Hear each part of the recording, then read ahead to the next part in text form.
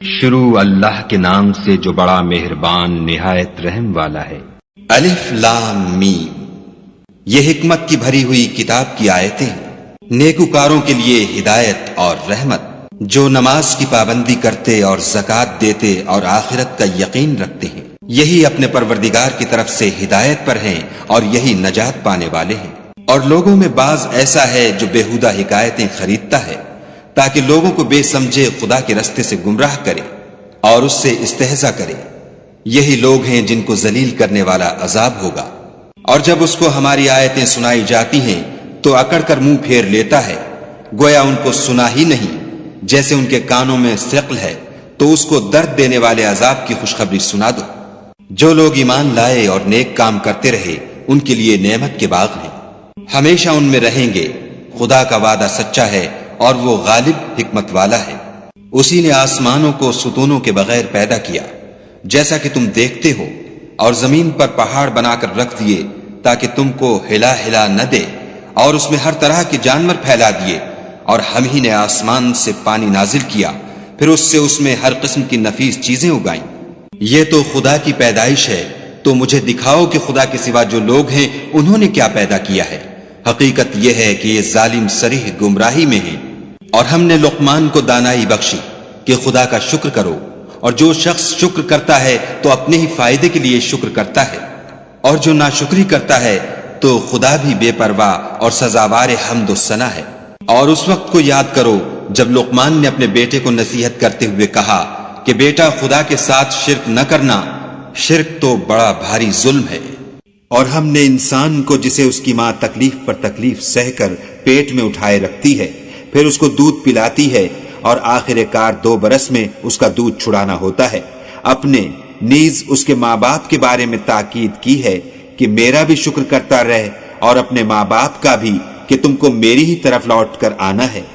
اور اگر وہ تیرے در پہ ہوں کہ تو میرے ساتھ کسی ایسی چیز کو شریک کرے جس کا تجھے کچھ بھی علم نہیں، تو ان کا کہا نہ ماننا، ہاں دنیا کے کاموں میں ان کا اچھی طرح ساتھ دینا، اور جو شخص میری طرف رجوع لائے اس کے رستے پر چلنا، پھر تم کو میری طرف لوٹ کر آنا ہے، تو جو کام تم کرتے رہے میں سب سے تم کو آگاہ کروں گا۔ لقمان نے یہ بھی کہا کہ بیٹا، اگر کوئی عمل بالفرض رائی کے دانے کے برابر بھی چھوٹا ہو، اور ہو بھی کسی پتھر کے اندر یا آسمانوں میں مخفی ہو یا زمین میں، خدا اس کو قیامت کے دن لاموجود کرے گا۔ کچھ شک نہیں کہ خدا باریک بین اور خبردار ہے۔ بیٹا، نماز کی پابندی رکھنا اور لوگوں کو اچھے کاموں کے کرنے کا امر اور بری باتوں سے منع کرتے رہنا، اور جو مصیبت تجھ پر واقع ہو اس پر صبر کرنا، بے شک یہ بڑی ہمت کے کام ہے۔ اور از راہ غرور لوگوں سے گال نہ پھلانا، اور زمین میں اکڑ کر نہ چلنا، کہ خدا کسی اترانے والے خود پسند کو پسند نہیں کرتا۔ اور اپنی چال میں اعتدال کیے رہنا، اور بولتے وقت آواز نیچی رکھنا، کیونکہ اونچی آواز گدھوں کی سی ہے، اور کچھ شک نہیں کہ سب سے بری آواز گدھوں کی ہے۔ کیا تم نے نہیں دیکھا کہ جو کچھ آسمانوں میں اور جو کچھ زمین میں ہے سب کو خدا نے تمہارے قابو میں کر دیا ہے، اور تم پر اپنی ظاہری اور باطنی نعمتیں پوری کر دی ہیں۔ اور بعض لوگ ایسے ہیں کہ خدا کے بارے میں جھگڑتے ہیں، نہ علم رکھتے ہیں اور نہ ہدایت اور نہ کتاب روشن۔ اور جب ان سے کہا جاتا ہے کہ جو کتاب خدا نے نازل فرمائی ہے اس کی پیروی کرو، تو کہتے ہیں کہ ہم تو اسی کی پیروی کریں گے جس پر اپنے باپ دادا کو پایا، بھلا اگرچہ شیطان ان کو دوزخ کے عذاب کی طرف بلاتا ہو تب بھی۔ اور جو شخص اپنے تئیں خدا کا فرما بردار کر دے اور نیکوکار بھی ہو، تو اس نے مضبوط دستاویز ہاتھ میں لے لی، اور سب کاموں کا انجام خدا ہی کی طرف ہے۔ اور جو کفر کرے تو اس کا کفر تمہیں غمناک نہ کر دے، ان کو ہماری طرف لوٹ کر آنا ہے، پھر جو کام وہ کیا کرتے تھے ہم ان کو جتا دیں گے۔ بے شک خدا دلوں کی باتوں سے واقف ہے۔ ہم ان کو تھوڑا سا فائدہ پہنچائیں گے، پھر عذاب شدید کی طرف مجبور کر کے لے جائیں گے۔ اور اگر تم ان سے پوچھو کہ آسمانوں اور زمین کو کس نے پیدا کیا، تو بول اٹھیں گے کہ خدا نے۔ کہہ دو کہ خدا کا شکر ہے، لیکن ان میں اکثر سمجھ نہیں رکھتے۔ جو کچھ آسمانوں اور زمین میں ہے سب خدا ہی کا ہے، بے شک خدا بے پرواہ اور سزاوار حمد و ثنا ہے۔ اور اگر یوں ہو کہ زمین میں جتنے درخت ہیں سب کے سب قلم ہوں، اور سمندر کا تمام پانی سیاہی ہو، اور اس کے بعد 7 سمندر اور سیاہی ہو جائیں، تو خدا کی باتیں یعنی اس کی صفتیں ختم نہ ہوں، بے شک خدا غالب حکمت والا ہے۔ خدا کو تمہارا پیدا کرنا اور جلا اٹھانا ایک شخص کے پیدا کرنے اور جلا اٹھانے کی طرح ہے۔ بے شک خدا سننے والا دیکھنے والا ہے۔ کیا تم نے نہیں دیکھا کہ خدا ہی رات کو دن میں داخل کرتا ہے اور وہی دن کو رات میں داخل کرتا ہے، اور اسی نے سورج اور چاند کو تمہارے زیر فرمان کر رکھا ہے، ہر ایک ایک وقت مقرر تک چل رہا ہے، اور یہ کہ خدا تمہارے سب اعمال سے خبردار ہے۔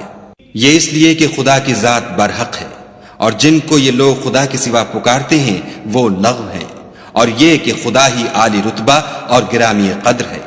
کیا تم نے نہیں دیکھا کہ خدا ہی کی مہربانی سے کشتیاں دریا میں چلتی ہیں تاکہ وہ تم کو اپنی کچھ نشانیاں دکھائے؟ بے شک اس میں ہر صبر کرنے والے اور شکر کرنے والے کے لیے نشانیاں ہیں۔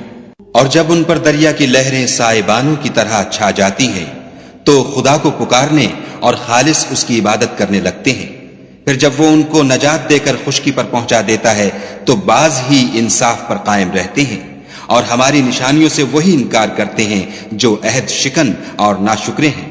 لوگوں اپنے پروردگار سے ڈرو اور اس دن کا خوف کرو کہ نہ تو باپ اپنے بیٹے کے کچھ کام آئے اور نہ بیٹا باپ کے کچھ کام آ سکے۔ بے شک خدا کا وعدہ سچا ہے، بس دنیا کی زندگی تم کو دھوکے میں نہ ڈال دے، اور نہ فریب دینے والا شیطان تمہیں خدا کے بارے میں کسی طرح کا فریب دے۔ خدا ہی کو قیامت کا علم ہے، اور وہی مے برساتا ہے، اور وہی حاملہ کے پیٹ کی چیزوں کو جانتا ہے کہ نر ہے یا مادہ، اور کوئی شخص نہیں جانتا کہ وہ کل کیا کام کرے گا، اور کوئی متنفس نہیں جانتا کہ کس سرزمین میں اسے موت آئے گی۔ بے شک خدا ہی جاننے والا اور خبردار ہے۔